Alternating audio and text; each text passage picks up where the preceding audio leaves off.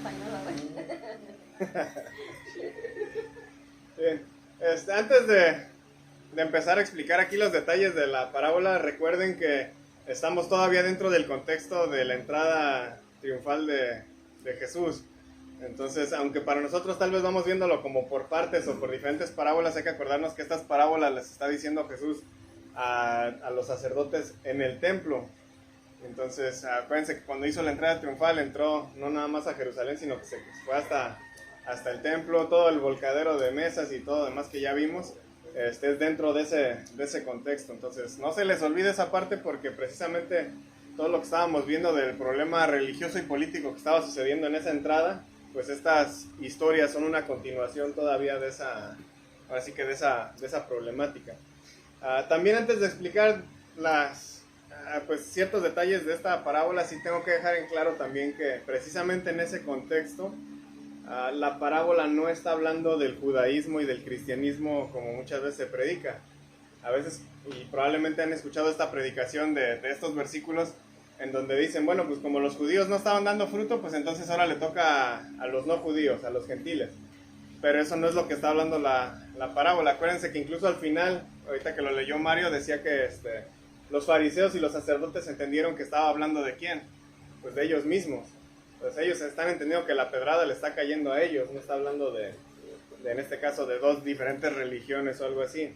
Entonces usualmente, pues como digo, se enseña que los judíos no estaban produciendo fruto, entonces Jesús le está dando la oportunidad a los no judíos o los gentiles como si fueran un plan B. Pero para Dios no hay un plan B, todo sigue siendo el mismo plan A. La entrada para los judíos y los gentiles es exactamente la misma al reino. Entonces, cuando empezamos a irnos en esa otra dirección, pues estamos sacando fuera de contexto esta parábola. Por eso les digo que recuerden que el contexto es la entrada triunfal. Entonces, estamos hablando de esa misma historia. Entonces, tenemos que recordar todo lo que hemos visto en las últimas predicaciones para pues acordarnos que está todo conectado. Jesús y los líderes se han estado enfrentando una y otra vez desde que Jesús hizo esa entrada triunfal a Jerusalén y hasta el templo. En la predicación pasada vimos cómo Jesús había puesto en aprietos a algunos líderes religiosos con una pequeña parábola en donde les dice que los recaudadores de impuestos y las prostitutas estaban entrando antes que ellos al reino de Dios. Y esta parábola pues no es menos fuerte con respecto a esa acusación que Jesús está haciendo. El conflicto fundamental aquí entonces, otra vez les recuerdo, no es entre judíos y gentiles o judíos y no judíos. El problema es entre los que gobiernan y los que están siendo gobernados. El problema es entre los que excluyen y los que son excluidos. El problema está entre los opresores y los oprimidos. Ese es el problema, ese es el pleito que Jesús está aquí lidiando. El tema que Mateo de hecho ha ido manejando desde el principio precisamente es diferenciar el reino de Dios de los reinos del mundo. El autor Craig Keener dice que gran parte del imperio romano estaba controlado por terratenientes o hacendados, como decía aquí la Biblia que estábamos, la versión que estábamos leyendo. Entonces todo el imperio básicamente era controlado por estos pues hacendados ricos, cuyas ganancias de la tierra les permitía pues vivir obviamente en total comodidad, y sus propiedades usualmente eran pues trabajadas por labradores que alquilaban esa tierra. Entonces generalmente estos hacendados pues vivían pues, retirados y nada más venían pues ahora sí que al tiempo de la cosecha para pues venir por ahora sí que lo que habían trabajado los otros. Pues obviamente tenían probablemente muy poco contacto personal con los trabajadores. Entonces esta historia pues obviamente es algo que todos los que están escuchando en el momento pues entienden perfectamente, es algo que pasan ellos día con día, ¿no? Y como pueden ver pues la parábola está otra vez dirigida pues a los líderes de Israel, a los líderes en general. No solo es una cuestión religiosa, como hemos ido viendo hasta ahorita, siempre es también una cuestión política. Les recuerdo que los líderes religiosos que ellos tenían, pues no son técnicamente líderes religiosos nada más o líderes judíos, porque el imperio romano era el que escogía a quién iba a ser sacerdote. Entonces ya desde ahí pues era un problema político todo esto. Pero aún si fuera pues digamos, un grupo o el otro, Jesús está aventando la pedrada de que ninguno de ellos es dueño de la viña. El dueño de la viña pues es el hacendado. Y en este caso pues el dueño de la viña, el hacendado es Dios. Entonces, al final de cuentas, no importa si tú eres nomás un líder o si tú eres un trabajador, el punto es que el dueño de la viña pues es Dios. Recuerden que la viña, ya hemos visto también en Mateo, era una forma de describir al pueblo de Israel. Es una descripción que Israel tenía en el Antiguo Testamento. Y de hecho Jesús empieza esta parábola citando Isaías 5, una cita que los judíos pues asociaban usualmente con el templo. Entonces obviamente Jesús está citando algo pues con una buena razón detrás. En Isaías 5 de hecho se habla de la dedicación y de la preparación de Dios pues a esta viña, de cómo Dios pues está preparando este campo, está preparando esta viña para que pues esta viña dé un buen fruto y pues recoger esa cosecha, ¿no? Pero ahí mismo en Isaías nos va a decir que la viña no dio buen fruto, que la viña estaba básicamente seca. Como no dio un buen fruto Israel, pues entonces tuvo que haber un pues castigo ahí para Israel. De hecho en Isaías 5:7, ahí si lo tienen o lo pueden buscar, Isaías 5:7 dice esto: ciertamente la viña del Señor de los ejércitos es la casa de Israel, y los hombres de Judá su plantío delicioso. Él esperaba equidad, pero hubo derramamiento de sangre, justicia, pero hubo clamor. Noten las dos cosas de al final. ¿Qué es lo que esperaba Dios que cosechar de esta viña? Equidad y justicia. ¿Pero qué fue lo que encontró? Derramamiento de sangre y clamor. Aquí Jesús cambia el enfoque. El problema no solamente está en la viña, sino en quienes están cuidando la viña. Por algo la viña no está dando buen fruto. Piensen en esto un momento, porque eso es lo que los líderes aquí van a estar pensando también. Ellos están entendiendo que la pedrada les está cayendo por ahí. ¿A quién le está echando la culpa Jesús por el mal fruto de la viña? Pues a ellos, a los gobernantes, a los líderes, que se sienten dueños de la viña, pero que no lo son. Y eso es ahí donde empieza el problema. Se sienten dueños de algo y pues no lo están cuidando como deberían. Pero no solamente son culpables de esto, sino que son culpables de violencia en contra de los siervos del hacendado. En este caso, pues los siervos de Dios. ¿Qué es lo que está encontrando el hacendado, el dueño de la viña? ¿Equidad y justicia o violencia y clamor? El derramamiento de sangre, eso es lo que están encontrando. Entonces, obviamente la viña tiene un gran problema. En la parábola Jesús dice que cuando se acercó el tiempo de la cosecha, el dueño envía a sus siervos. ¿Quiénes son esos siervos que manda el hacendado para recoger el fruto? Los profetas, ok, vamos bien. Los profetas. ¿A qué iban los profetas? Según esta parábola.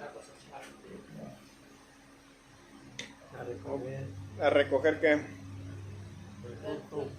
A recoger el fruto. Va. Quédense con esa respuesta en mente porque va a ser importante ahorita en un minuto. En la parábola Jesús nos dice que golpearon a uno, mataron a otro lo apedrearon. El hacendado vuelve a mandar a otro grupo de siervos y les hacen exactamente lo mismo. ¿Qué fue lo que los gobernantes y líderes de Israel en toda su historia le hicieron a los profetas? Pues exactamente eso. Los mataban, los perseguían, los maltrataban. Finalmente nos dice aquí en la parábola, el hacendado manda a su hijo, pensando que a él lo van a respetar. Pero los labradores lo matan pensando que así se pueden ellos apropiar del terreno. Ahora, ¿por qué están pensando esto? Si el dueño no ha venido, esta es la mentalidad que tienen, ¿no? Si el dueño no ha venido, ya mandó a varios siervos y el dueño no viene, pues probablemente el dueño ya se murió. Y si viene el hijo, pues es como una confirmación de no, pues sí, el dueño se murió, porque ¿para qué está mandando al hijo? Si matamos al hijo, pues ¿quién va a venir a reclamar la tierra? Se queda con la tierra ahí. Pues nadie. Como dice Mario, pues nos quedamos con la tierra nosotros. Ya acaparamos aquí la tierra, ahora sí ya es nuestra. Esa es la mentalidad que están teniendo, ¿no? Desde entonces había paracaidistas. Pero regresando a lo anterior, ¿a qué había mandado el hacendado a los siervos? A recoger fruta. ¿Qué hicieron los labradores? Los maltrataron, los mataron. Siguiente pregunta, ¿a qué mandó a su hijo? A recoger fruta. Por eso les dije hace un momento que pensaran en la respuesta, porque en la parábola nos está diciendo que mandó al hijo a recoger fruta. En este caso, ¿quién viene siendo el hijo en la parábola? Jesús. Pero casi siempre romantizamos tanto su muerte que cuando leemos esta parábola fuera de contexto, ¿qué es lo que pensamos? Ah, no, pues Dios mandó a su hijo a morir por nosotros en la cruz. Él lo mandó a sacrificarse. Pero ¿qué nos está diciendo Jesús que vino a hacer? A recoger fruta. ¿Se dan cuenta de la diferencia entre lo que usualmente pensamos y lo que Jesús nos está diciendo que vino a hacer? Eso es lo que nos está diciendo aquí Jesús. ¿Cuál es el propósito de su primer venida? Recoger fruta. A eso venía. ¿Qué fue lo que le dieron? Muerte. Lo mismo que le dieron a los profetas. Le dieron crán, dijo Carlos. Le dieron cuello. Sí, le dieron muerte. Y eso fue exactamente lo mismo que le dieron a los profetas. Jesús nos acaba de revelar aquí precisamente el propósito de su primer venida. Como lo describía Juan ahí en Juan 1, 11 y 14. A los suyos vino para habitar entre ellos, pero los suyos no lo recibieron. ¿A qué venía? A habitar con nosotros. Y nosotros lo matamos. Tanto los profetas como Jesús fueron enviados para recoger el buen fruto que se supone que esta viña tenía que estar dando. Y tanto los profetas como Juan el Bautista recientemente, que ya vimos que lo mataron hace unos capítulos, y a Jesús, que más adelante lo van a matar, lo que les dieron no fue el fruto, lo que les dieron fue muerte. Mateo no nos está enseñando que Jesús vino a sacrificarse por nosotros en una cruz. No sé si se han dado cuenta, pero hasta ahorita ya vamos en el capítulo, ¿qué estamos? ¿22? 21. Y vamos ya casi al final de Mateo. ¿Y hasta qué momento se ha hablado acerca de un sacrificio de parte de Jesús? No se ha hablado de eso. Aquí se nos dice por fin el propósito al que viene. ¿Y cuál era el propósito? A recoger fruta. Ahora, Jesús nos ha advertido varias veces hasta ahorita que lo van a matar. Pero hace unas predicaciones notamos esa diferencia, en donde él decía, me van a matar, no decía, vengo a morir. Me van a matar, hay una diferencia ahí. Nos está enseñando que Jesús vino a visitarnos para ver cómo iba la cosecha. ¿Y nosotros qué hicimos? Lo matamos.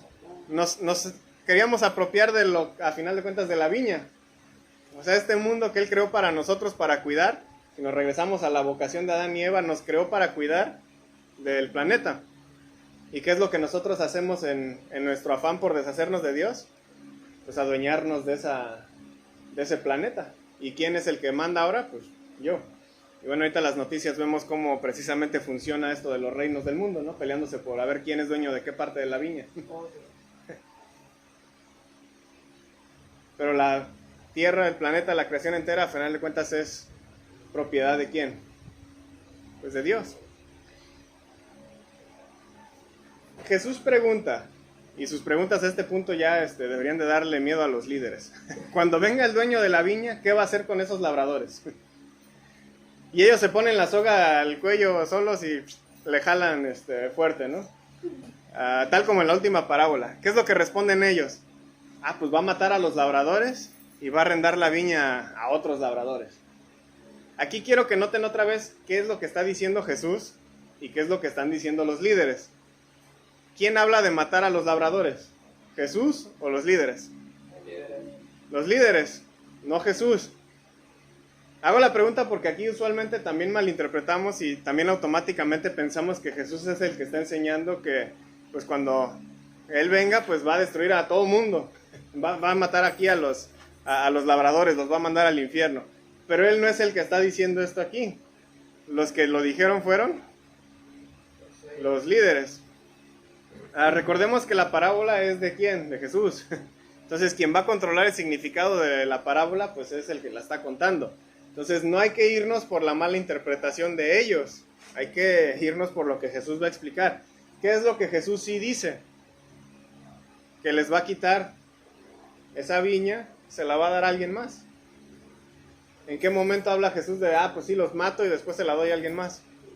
En ningún momento. Él nada más habla de quitarles esa viña a ellos y pasársela a alguien que sí quiera dar fruto. De hecho, Jesús usa el Salmo 118 y Daniel 2 como referencia para contestar qué es lo que le va a pasar a esta viña y a los labradores. Y no solamente a esas dos cosas, sino al reino de Roma en general. Y aquí es donde empieza otra vez algo bastante político. Primero en Salmo 118 se habla de cómo constructores desecharon una piedra porque probablemente no la consideraban importante.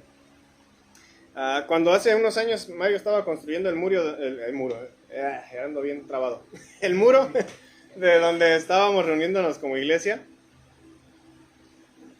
me acuerdo que Mario pues de repente nos decía, no, pues pásame una piedra que esté grande, y ahí estábamos ahí empujando una piedrota, y esas pues eran para rellenar huecos grandes. Luego, no, pues pásame una chiquita redondita, ya, bueno, una chiquita, ya la ponía en una esquinita donde pues ahí nomás había un hueco chiquito. Luego a veces quería unas lisas, ¿no? Que eran las que estaban caritas y para que esa fuera al lado del muro y pues eso es lo que le va a dar la vista que se vea como plana. Pero cada piedra tenía un propósito para el muro. No se estaba desperdiciando, en este caso, ninguna piedra, ¿no? Todas las piedras importaban.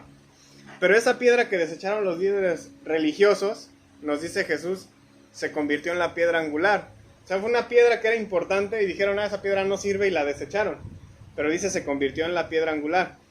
En un arco de una puerta antigua, la piedra angular es la piedra que va al mero centro, arriba. Si no está esa piedra, ¿qué le pasa a toda la puerta? Pues se cae. Esa piedra es lo que sostiene técnicamente todo el marco de la entrada. Entonces es una piedra importante. Y por haber rechazado esa piedra, ¿cuál era el castigo? ¿Matarlos? No, eso es lo que dijeron ellos. ¿Qué es lo que dijo Jesús que va a pasar? Les iba a quitar el reino de Dios a ellos y se lo iba a dar a alguien que sí produjera frutos. ¿Cuál es el fruto que Dios quiere que su reino produzca? Lo vimos ahí en Isaías 5:7. Dos cosas eran. Justicia y ¿qué más? Irreverencia. No. Equidad. Equidad y justicia. El versículo 44 de hecho habla acerca de que cualquiera que caiga sobre la piedra o que la piedra caiga sobre ellos, pues no le iba a ir muy bien, ¿no? Y aquí otra vez, ¿no? Malinterpretamos automáticamente lo que Jesús está diciendo y pensamos que lo que Jesús dice es, pues los va a hacer pedazos y va a esparcir ahora sí que esas personas sobre el polvo, que está hablando de destruirlos. Pero otra vez, noten precisamente qué es lo que no está diciendo Jesús aquí. Él no está hablando de matar gente. De hecho, les recuerda ahora la historia de Daniel 2. No sé si alguna vez han leído la historia del sueño del rey Nabucodonosor. De una estatuota. Bueno, Nabu, para corto, porque Nabucodonosor está muy largo. Le vamos a decir Nabu. Nabu tuvo un sueño. Y quería que se lo interpretaran este sueño. Y entonces Nabu manda a llamar a pues, los diferentes magos de Babilonia, a encantadores, hechiceros, astrólogos, a Walter Mercado, Madame Sassou, Julio Esteban. ¿Y qué era lo que él quería? Pues vengan, interprétenme el sueño. Pero les dice, yo tuve un sueño y quiero que primero me digan qué soñé y después que me lo interpreten. Y entonces, pues obviamente los sabios y demás, pues dicen, oye, pues primero cuéntanos el sueño, ¿no? Y ya después te decimos de qué trata. Pero él quiere que primero le cuenten el sueño y después se lo interpreten. Y todavía les dice, si no me lo pueden decir, los voy a descuartizar y voy a quemar sus casas. Ahí se lo dice en Daniel 2:5. Literal les dice eso, los voy a descuartizar. Y entonces, como es de esperarse, los hombres pues le dicen a Nabu, pues nadie puede hacer eso. O sea, ¿quién te puede contar tus sueños? Solamente tú sabes qué soñaste. Pero Nabu pues obviamente los está poniendo a prueba y pues quiera o no ya desenmascaró que son charlatanes. No pueden pues darle la interpretación a un sueño que no conocen. Y entonces, ¿qué es lo que hace él? Pues los manda a matar a todos. Entonces, cuando ya están buscando a Daniel y a sus amigos, que también eran considerados sabios ahí en Babilonia, Daniel le dice, oye, déjenme hablar con él primero, antes de que maten a los sabios, y yo le cuento qué soñó, y yo se lo interpreto.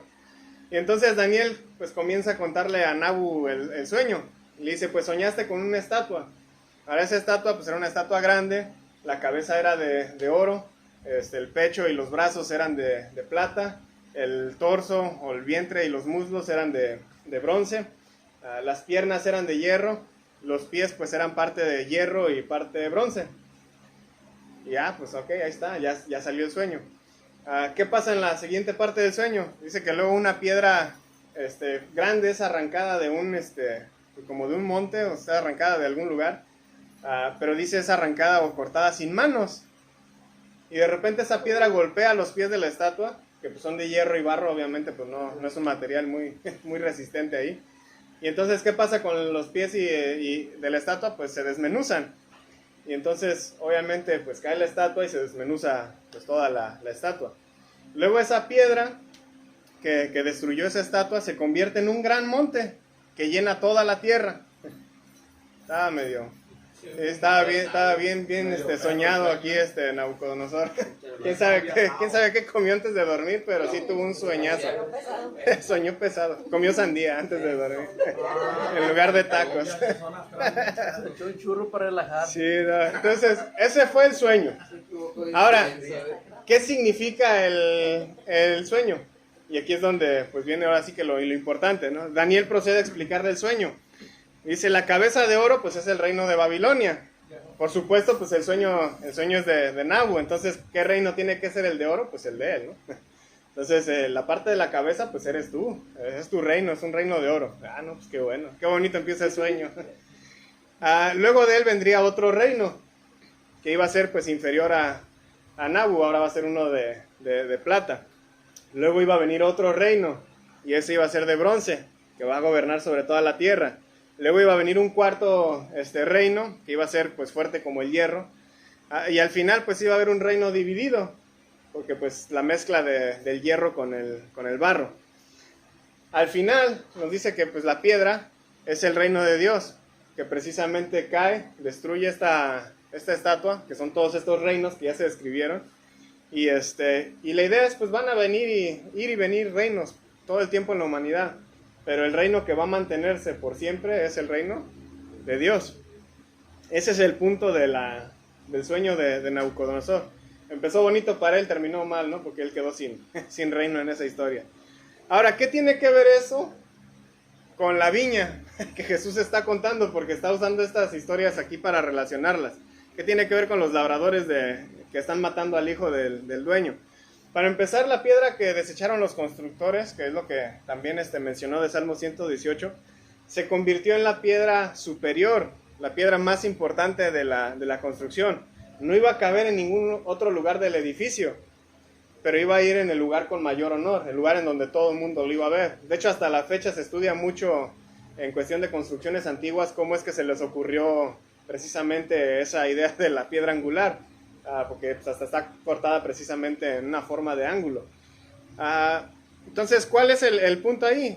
Si obviamente la piedra se cae, pues aplasta al que esté pues abajo. Pero es la piedra de más honor. Pero para que se caiga esa piedra, ¿qué tiene que pasar? Alguien tiene que destruir la construcción para que esa piedra caiga. Entonces, obviamente para destruir, digamos en este caso la puerta, alguien tiene que intencionalmente estar destruyendo esto. Analicémoslo con la viña. ¿Qué es lo que los líderes estaban haciendo con la viña? No está dando fruto, están destruyendo, están mal usando el terreno. ¿Qué es lo que hacían con los siervos del hacendador? Pues matándolos, estaban destruyéndolos, activamente estaban buscando matarlos. Ahora Jesús nos va a decir aquí pues esta historia, Él es la piedra.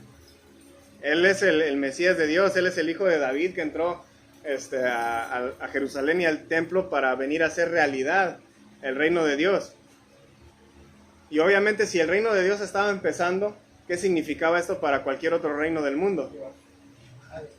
Si la piedra ya viene bajando hacia la estatua, ¿qué es lo que le pasa a la estatua?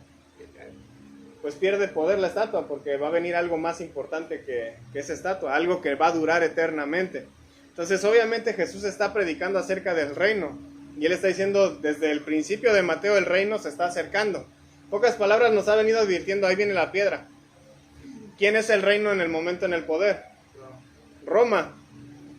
Entonces el mensaje que Él está dando es un mensaje extremadamente político porque está diciendo Roma hasta aquí llegó. va a empezar algo que es eterno. La piedra y el hijo son el mismo personaje. Así como los constructores rechazaron la piedra, los labradores rechazaron al hijo. Así como la piedra fue vindicada y se convirtió en la piedra más importante de la construcción ahí, el hijo también es vindicado por el dueño de la viña cuando le quita la viña a los labradores y se la da a alguien más para que, pues ahora sí, dé fruto. Nos dice el teólogo Tom Wright que esta parábola es una historia llena de profundidad, dolor y poder, que cuenta cómo ha llegado a Jerusalén Jesús para enfrentarse a los labradores con la demanda de arrepentimiento de Dios para que Israel sea por fin lo que había sido llamado a ser, la luz del mundo. Y es la historia de cómo Israel, a través de estos representantes oficiales, va a rechazar la demanda de Jesús y van a acabar matándolo. Esto es lo que vemos que procuran cuando Jesús termina de contar la parábola. Solo no lo arrestaron en ese momento por miedo a la multitud que había ahí. Y acuérdense que la multitud era la gente que Jesús apenas había dejado entrar, que eran todos los excluidos de la sociedad, todos los ciegos, los cojos, los muchachos. Acaba de dejar entrar un montón de gente. Y obviamente, pues, ¿qué están viendo los líderes? Pues, si lo arrestamos, hay problemas. Aquí tenemos una multitud que está muy dispuesta a echársenos encima. Entonces, por el momento, no lo hacen, pero la intención ya está en sus mentes y en sus corazones de que en cuanto puedan, lo van a arrestar y lo van a matar. De hecho, más adelante, cuando lleguemos a eso, ahora con esto van entendiendo más por qué lo hacen en secreto en la noche. Lo que menos querían era una multitud, porque la multitud lo estaba siguiendo a él. ¿Qué podemos aprender de todo esto? Muchas cosas creo, ¿no? Pero para más o menos resaltar algunas. Aunque la parábola hace referencia a la muerte de Jesús y podemos aprender que tanto su muerte como la de los profetas fue injusta, el punto de la parábola es el fruto. ¿A qué es a lo que van los profetas y el hijo? Por el fruto. Entonces, el fruto es lo importante. La iglesia es esa viña que debe producir buen fruto. ¿Qué fruto debemos producir nosotros que somos el reino? El 100%. Buen fruto, pero por ejemplo de lo que empezó Jesús citando de Isaías 5. ¿Qué era de Isaías 5 los frutos? Equidad y justicia. ¿Qué significa equidad y justicia? Igualdad. Equidad vendría siendo igualdad, justicia. Pues lo mismo, ¿no? Oportunidades, ¿no? Pero Bueno, sería depende, porque si equidad. lo hablas como seres humanos, la justicia sería ojo por ojo y la Diente por justicia diente. de Dios no es igual. ¿Cuál sería la justicia de Dios en este caso? Porque tenemos que pasar por alto muchas cosas que Dios haga. Fuego y azufre. Ponerle otra mejilla. Sí, literal. Che dice fuego y azufre. Pero eso no es lo que está diciendo la parábola. Ahí ya le estás insertando algo a la parábola. No, precisamente Jesús acaba, por eso decía que no se olviden de la historia anterior, porque precisamente ya enseñó con acciones qué es la equidad y la justicia. ¿Qué es lo que hizo en el templo cuando volcó las mesas? Mojó. Dejar Tiró. entrar a los marginados. Dejó entrar a los marginados, a los que no tenían acceso al templo. ¿Por qué no tenían acceso? Porque estabas con algún defecto, como los que estaban cojos o ciegos. Porque eras niño, ¿no? A los muchachos. Y aparte, en cuestión de finanzas, a los pobres. Los pobres, los defectuosos físicamente y los defectuosos por infancia, que así los veían en la cultura romana, no podían entrar a adorar a Dios. ¿Por qué? Pues porque a los líderes de la nación se les ocurrió que no puedes. ¿Qué es lo que Jesús hace cuando voltea esas mesas? No está demostrando ira y ya enojo y ya hay que aventar aquí todo. No, lo que está diciendo es, se acabó ese sistema que no está dejando entrar a toda la gente a la presencia de Dios. Eso es equidad y eso es justicia. Todos tienen las mismas oportunidades de entrar al reino. Todos. No importa si tienes un defecto físico, no importa si tienes una enfermedad, no importa si eres niño o niña, no importa si eres mujer, para la cultura de ellos, probablemente para la nuestra todavía. No importa si eres pobre, todos tienen la misma oportunidad de acercarse a Dios. Eso es el fruto. Recuerden a esos excluidos, porque ese es precisamente el propósito de por qué está contando estas parábolas. Y obviamente los líderes están entendiendo que la pedrada le está cayendo a ellos, Porque ¿quién no dejaba entrar a estas personas? Ellos. ¿Por qué no quieren hacerle nada a Jesús? Pues porque todos los excluidos están allá adentro ahora. ¿Quiénes son, en este caso, los excluidos en nuestra sociedad? ¿Quiénes son a los que nuestra propia sociedad o nuestros propios líderes excluyen muchas veces de las comunidades? Tal vez sería una de las preguntas que deberíamos de hacernos al estudiar esta parábola. ¿A quién debemos llevarles el evangelio? ¿Y qué es el evangelio? Según esta parábola. Pues equidad y justicia. El evangelio, la palabra evangelio significa buenas noticias. Entonces, ¿cuáles son las buenas noticias que debemos de llevarle a esta gente? Equidad y justicia. Tenemos que llevarles buenas noticias en forma de acciones. Por eso constantemente, pues es que los animo también muchas veces a que hagamos acciones como pintar, por ejemplo, ahora que fuimos a la casa hogar. Es un buen ejemplo. Esos niños han perdido mucho. No es culpa de ellos la situación en la que están pasando, no es la culpa de ellos la situación que pasa tal vez la casa hogar, ¿no? Nosotros tal vez no tenemos mucho dinero porque pues no somos ricos aquí nadie, pero sí tenemos la oportunidad de ayudar de alguna forma que les trae a ellos una oportunidad de vivir tal vez igual que nosotros o lo más cercano a lo cómodo como nosotros. Eso es equidad y justicia para ellos. Y hay mucho más por hacer. Tal vez como iglesia, pues esa es la oportunidad que tenemos y hay que aprovechar esa oportunidad que incluso hace rato Belén estaba hablando con Fátima y pues salieron más hay oportunidades, ¿no? De cosas que se pueden ir haciendo. Tal vez no vamos a abarcar mucho en Manzanillo, pero por lo menos una cosa sí podemos abarcar. A veces cuando somos iglesias chicas o pobres decimos, no, pues es que como nosotros no podemos hacer nada, no hay manera de impactar al mundo, pues mejor no lo hacemos. Pero el punto es, pues aunque sea algo chico, pues sí podemos hacer, y eso es algo. El problema es que muchas iglesias aún no han entendido ese mensaje. Muchas iglesias están actuando como los labradores, como si la iglesia fuera de ellos y para ellos. ¿Y quién entra a la iglesia? Pues quien yo quiero que entre. ¿Y quién se sienta en la isla de enfrente? Ah, pues el que traiga más ofrendas, ¿no? El anciano y la anciana. Y tenemos que tener cuidado. Precisamente a veces vemos el mundo y decimos, es que el mundo ¿por qué no cambia? Pues porque cuántas iglesias están haciendo aunque sea una actividad así pequeña. Muchas están inactivas porque piensan que el evangelio es pues ir el domingo y escuchar una predicación y ya. Pero ¿cuándo vamos a hacer acciones por alguien más? ¿Cuándo vamos a llevarles un beneficio a otros? Eso es el evangelio, eso son buenas noticias. El fruto que sale de una viña no solamente es beneficio para el dueño, es un beneficio para todos los que comen de esa fruta. Los que vamos y compramos al mercado, nos beneficiamos de que alguien esté sembrando y cosechando. No nada más se beneficia el dueño. Y si en algo le va mal al dueño y pierde tal vez las tierras, el tiempo de lluvias a veces nos pasa, también sufrimos nosotros porque ya no hay comida en el mercado. Ah, sí, está bien caro el tomate, Sí, el limón. el limón ahorita está, pero sí, carísimo. Yo ya pago con limones, no con dinero. Me arpilla. Y ya traigo aquí mi costal.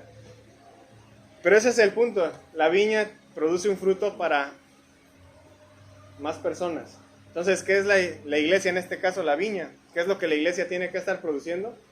Un fruto que más gente, aparte de la viña, pueda disfrutar. Entonces, ¿de qué forma puede beneficiar nuestro fruto a los excluidos y necesitados de aquí de Manzanillo? ¿De qué forma les podemos traer equidad y justicia? Son las preguntas con las que así que quiero que se queden meditando y no nada más meditarlo, sino pues si salen ideas, pues igual las podemos aventar luego y comentar en qué forma podemos estar ayudando. ¿Alguna duda o comentario?